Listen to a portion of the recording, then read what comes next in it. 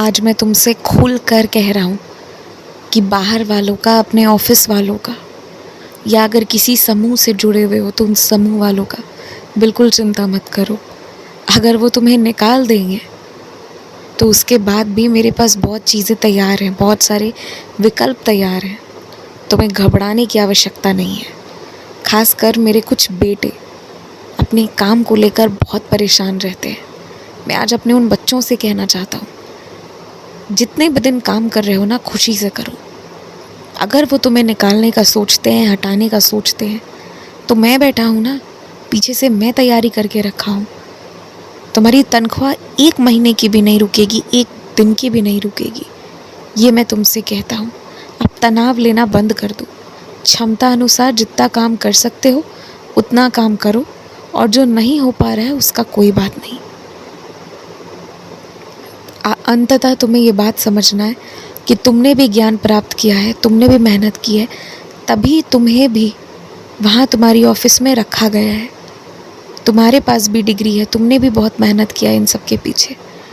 तो कोई भी इंसान के पास ये हक नहीं है कि वो तुम्हें इतना परेशान कर दे कि बात तुम्हारी तबीयत पर आ जाए। तो इतना परेशान होकर काम मत करो। मैं जानता हूँ मजबूरी है, तनख्वाह बहुत ज़रूरी है, तनख्वाह आनी बहुत ज़रूरी है, कि मैं सब समझता हूँ, लेकिन तुम रहोगे तभी तो तनख्वाह उठाओगे। तुम मेरी बात समझो ना, कि अगर कोई तुम्हें हटाने की साजिश भी करेगा ना, तुम्हारा भला ही कर जाएगा। तुम्हारे लिए कई नौकरियाँ, कई विकल्प रखे हैं, वो तुम्हें तब दिखेंगी जब ज़रूरत पड़ेंगी, और अगर ज़रूरत नहीं पड़ेंगी तो नहीं दिखेंगी।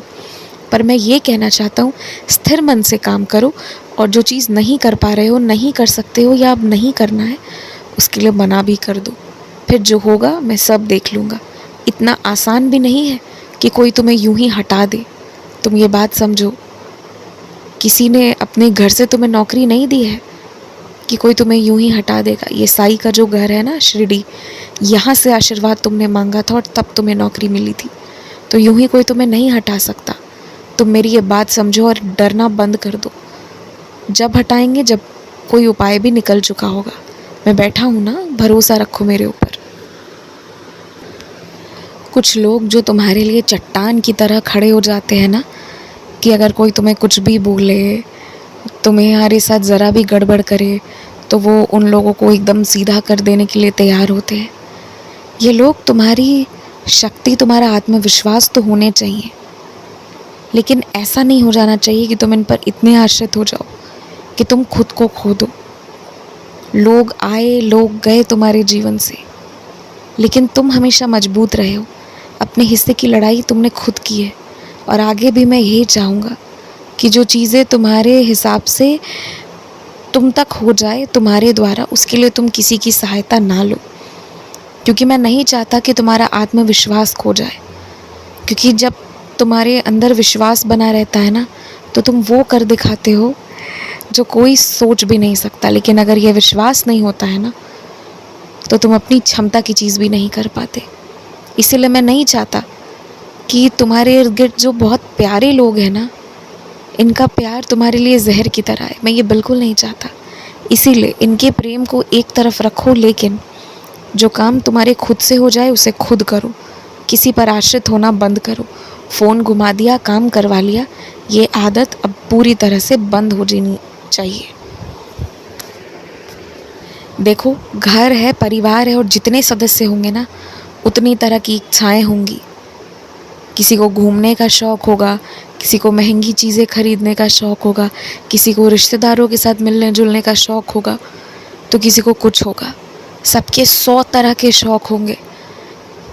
लेकिन मैं तुमसे एक बात कहता हूँ, देखो, अगर कोई खुद से कमा रहा है और फिर वो कुछ खर्च कर रहा है, तो तुम उसे प्रेम से सलाह दे सकते हो। लेकिन अगर कमाई तुम्हारी हो रही है और तुम्हारी कमाई को कोई बर्बाद कर रहा है, मेरे शब्द पकड़ना, बर्बाद कर रहा है ना, तो उसे पूरा पूरा टोकने का अधिकार है तुम्हारा, और तुम्हें टोक भी देना चाहिए।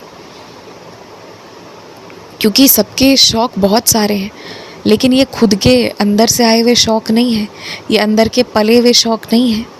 ये ना बाहर के लोगों को देख देख कर ये जागृत हुए अधिकांश शौक़ है। आज से कुछ साल पहले जब बड़ी बड़ी मोबाइल, बड़े बड़े कैमरे नहीं थे, तो क्या तुम सब खुश नहीं रहते थे? पर ये क्या घर पे आदत होती जा रही है, हर महीने महंगी चीज़ लेना है। तो ये सब चीज़ों को सुधारना होगा। बात जहाँ तुम्हारे पैसों की आई, तुम बर्बाद मत होने दो। सबका आराम तुम सोचते हो, सबका आराम सोचो, लेकिन इतना भी क्या आराम, इतना भी क्या दिखावा जो तुम्हें महीने के अंत में तुम्हारे खाते में शून्य ला कर रख दे। ये नहीं होना चाहिए। जब भी कमाते हो तो याद रखो, पहले अपने भविष्य के लिए बचाओ, फिर वर्तमान में खर्च करो। मैं ये बात तुम्हें खुल कर कहता हूँ और तुम मेरी इस बात का पालन करो। और हाँ, अगर तुम मन को मजबूत नहीं करोगे तो लोग विवश कर देंगे तुम्हें अपने हिसाब से फैसला लेने को। इसीलिए अपने मन को मजबूत करके एकदम लग जाओ। खूब खुश रहो। आयुष्मान भव।